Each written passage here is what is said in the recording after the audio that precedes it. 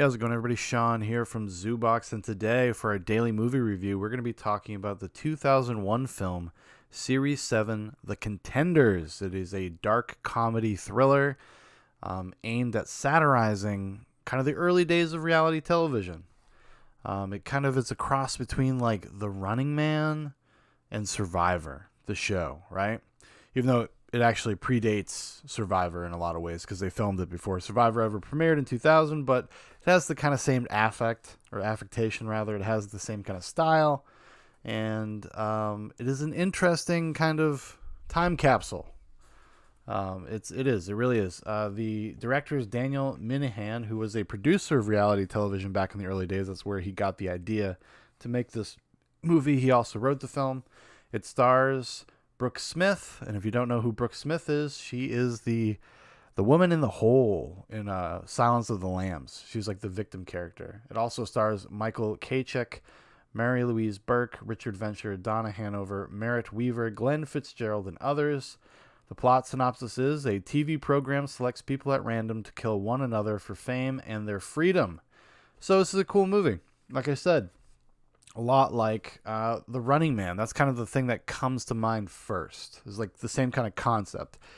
It exists in a world, I guess, maybe some sort of dystopia, some sort of weird future where people are picked at random to play this game, be in this reality television show by like a national lottery. You just got kind of your names in there. It's kind of like selective service type deal.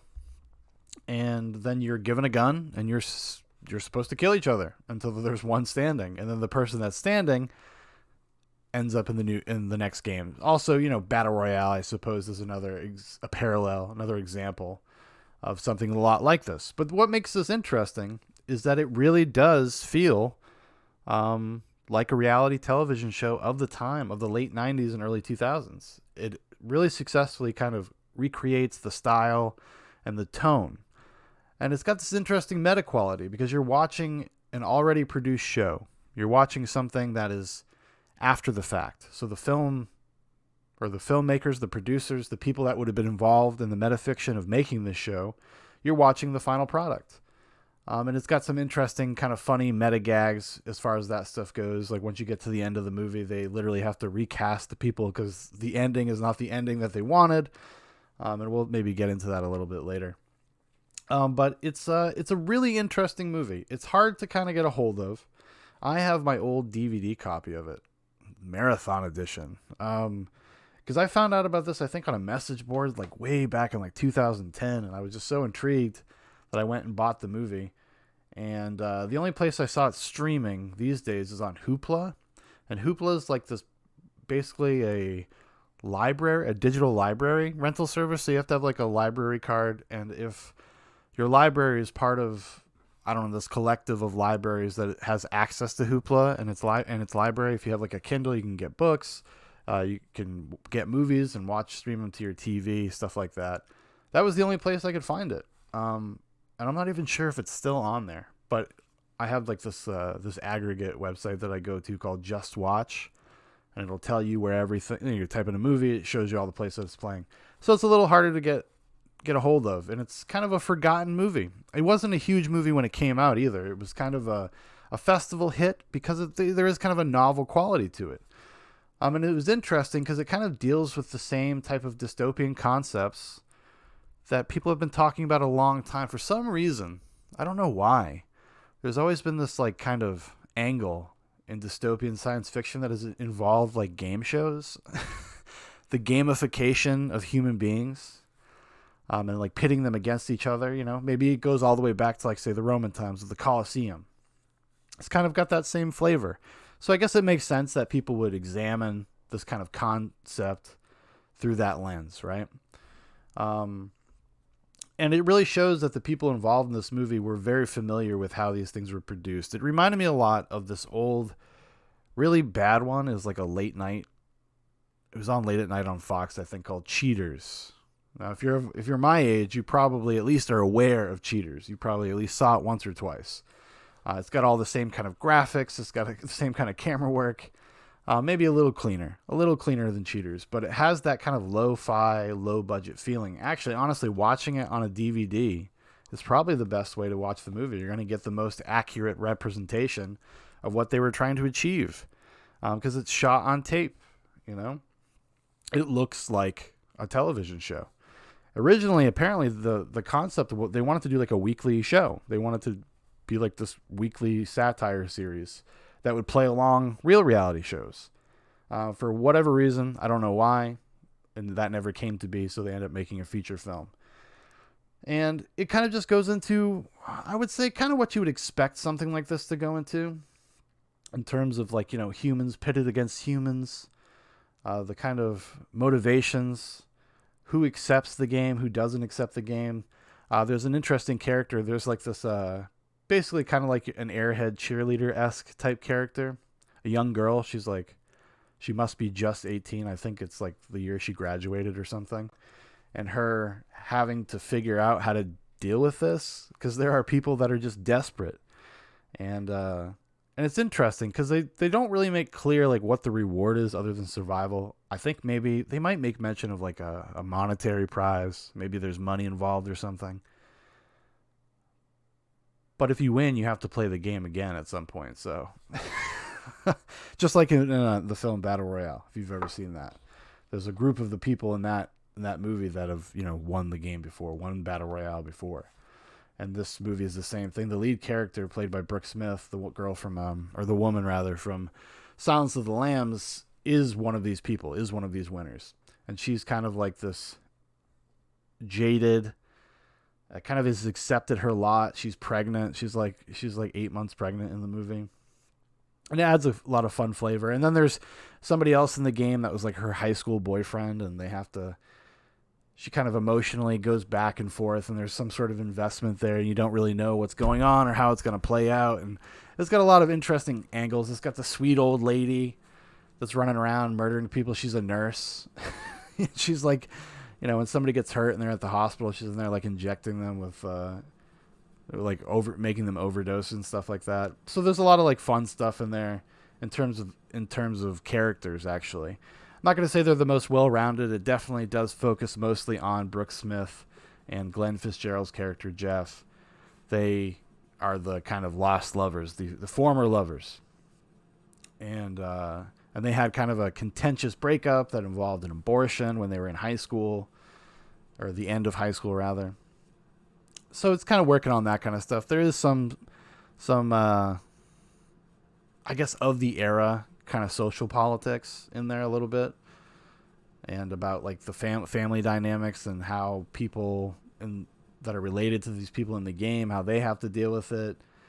So there's some interesting stuff in there. I'm not going to say it's like the greatest movie I've ever seen, but it's one that I wanted to highlight because I don't think a lot of people are even aware that it exists, and I do think it is worth checking out, especially if you were a teenager out around the time it was made. If you came up in the heyday of reality television, like network reality television, you know, like Survivor, Big Brother, the Greatest Race, is that what it's called? The Greatest Adventure, something like that. The Great Race. You know what I'm talking about. One of those shows. It's got a lot of the same vibe. I think it successfully executes on that stuff. I don't really know what I would say you could do to make it better. I don't know. Just as a spoiler, so at the end of the movie, I'm going to spoil the end of the movie, everybody. At the end of the movie, the two star-crossed lovers, whatever you want to call them, they end up kind of teaming up, and they decide to go against the network. They're not going to take this shit anymore. And the woman ends up going into labor and having the baby. And they're holding her baby captive, basically. And they're in a theater. They're trying to produce a final confrontation. You never actually see what entirely happens with the actual characters, because something goes wrong, and then they get lookalikes to come in and have kind of this really dramatic, really produced confrontation. It's got the guy, what's his name? Oh, I can't believe I'm forgetting his name.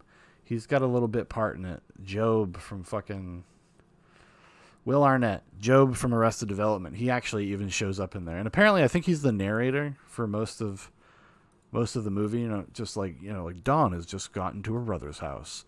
And she's going to ask if she can borrow the car. Will they let her? Next time on Series 7, The Contenders. Like, he does all that kind of stuff.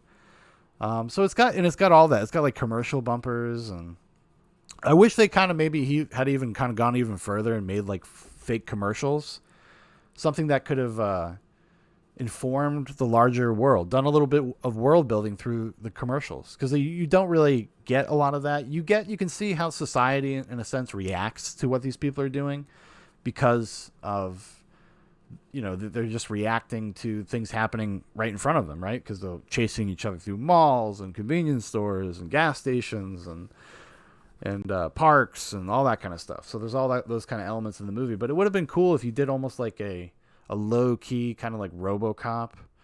RoboCop does a lot of world building. A lot of the satire stuff is in like the television stuff because it kind of reflects the times, right? So it would have been interesting if they had included stuff like that. Like I said, though, I think it's totally worth checking out if you can get a hold of it. It's going to be hard to find, but I do think it's worth your time, especially if you just like a good satirical dark comedy. I'm not going to say it ever works really as a thriller. I'm not sure it's really designed to be one. It says it says comedy thriller here on good old IMDb, but I'm not sure if I buy the thriller aspect of it. I do think it's more just like a straight dark comedy. And it's got moments of real brutality and real kind of pathos even a few times. But it's not, I wouldn't say it's undercut by the satire, but because of the meta nature of the film that you're watching what people would be watching in universe, it's kind of presented as in a corny way. But some of the performances are good enough where it kind of can get through that. I would say Brooke Smith is excellent in this movie. She's kind of the lead. She's the pregnant lady. She delivers a great performance that actually is better than more humane than you would even see on a show like this. She's not acting for the cameras in the same way that some of the other characters are. Because if you watch reality television, you're not really getting.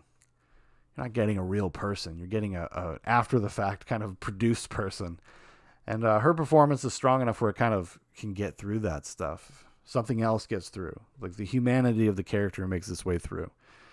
And it's a short movie too. It's paced very well. And it's a nice quick watch. It's like 86 minutes, I guess. And it works. I'm not sure if this would have worked actually as a TV show. Because they wanted to do a weekly series. I don't know if it would have worked, honestly. I think it maybe would have overstayed its welcome. Because there's only so many avenues that you can really go down. There's only so much material to mine from with this stuff. It's kind of almost better that it takes this broad view of reality television and dystopian science fiction and kind of distills it into a 90-minute movie. It's probably actually, at the end of the day, more successful because of that. Doesn't have to drag things out. It doesn't have to belabor kind of the jokes, right? That's like something when they did a RoboCop series. I've only seen like a handful of episodes, but it's weird in general because RoboCop was like not allowed to use a gun. But that show has a lot of if I remember correctly, it had some of those same problems that I would have just addressed. Like it's just, you can't, the universe is not detailed or big enough to really sustain like a repeat inspection, I guess. You kind of got to get it in and out, And I think Series 7, The Contenders, does a pretty good job. All right, everybody. Thanks for watching. Thanks for listening. If you'd like to know more about Zoobox, you want to keep up to date with everything Zoobox Nation, click the links in the description. We got Facebook, we got Instagram, we got my personal Twitter, we got Dan's personal Twitter now. We're out there doing the good work, I guess. Joking, having fun. Come join us. It's a good time. Also, if you'd like to make a request for one of these daily videos, or maybe even something for the big show, Zoobox Goes to the Movies, leave a comment, and we'll put it on the list. We will consider any and all films. So, yeah. You have a great one. Goodbye.